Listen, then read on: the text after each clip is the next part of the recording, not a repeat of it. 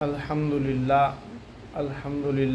وکفا وسلام علی عبادہ الذین اصطفیٰ اما بعد۔ محترم سامعین، ایک مرتبہ رسول اللہ صلی اللہ علیہ وسلم نماز کے لیے مسجد میں تشریف لائے تو ایک جماعت کو دیکھا کہ کھیل کھلا کر ہنس رہے ہیں۔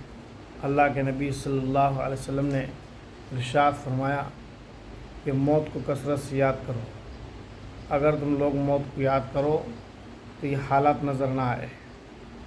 اس کے بعد اللہ کے نبی صلی اللہ علیہ وسلم نے ارشاد فرمایا کہ قبر پر کوئی دن ایسا نہیں گزرتا ہے جس دن یہ نہ کہتی ہو میں غربت کا گھر ہوں، میں کیڑے مکوڑوں کا گھر ہوں، میں تنہائی کا گھر ہوں، میں وحشت کا گھر ہوں، میں مٹی کا گھر ہوں۔ جب کوئی مومن بندہ مرتا ہے، انتقال ہوتا ہے، قبر میں رکھا جاتا ہے، قبر کہتی تیرا آنا مبارک، زمین پر جتنے لوگ چلتے تھے ان میں سب سے زیادہ محبوب تو تھا، آج میرے سپرد ہوا ہے، میرے حسن سلوک کو دیکھ۔ امتاع نگاہ تک چوڑی ہو جاتی ہے اور قبر کے اندر جنت کے دروازے کھول دیے جاتے ہیں، اسے خوشبوئیں اور ہوائیں ملتی ہے۔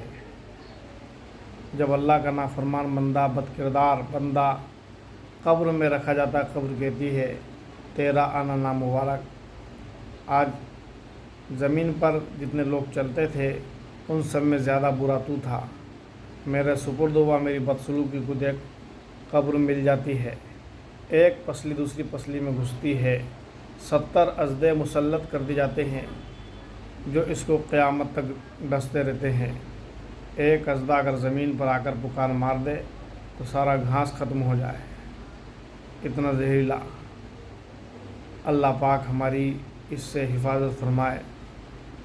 اللہ کے نبی صلی اللہ علیہ وسلم نے یہ نسخہ بتایا ہے، فرمایا قبر آخرت کی منزلوں میں سے پہلی منزل ہے، اور قبر یا تو جنت کا باغ ہے، جہنم کا گڑھا ہے۔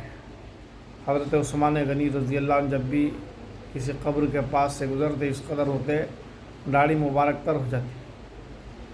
کسی نے پوچھا کہ آپ جنت اور جہنم کے تذکرے سے اتنا نہیں روتے ہو جتنا قبر کے سامنے آ جانے سے روتے ہیں؟ آپ نے فرمایا اللہ کے نبی صلی اللہ علیہ وسلم نے فرمایا قبر آخرت کے منزلوں میں سے پہلی منزل ہے، جس کی یہ منزل آسان ہے اس کے سب آنے والی منزلیں آسان ہیں، اور جس کی قبر میں دقت پریشانی و مصیبت آ گئی، عذاب آ گیا، اس کی آنے والی منزلیں سب پریشانی کی ہے۔ اللہ ہماری حفاظت فرمائے۔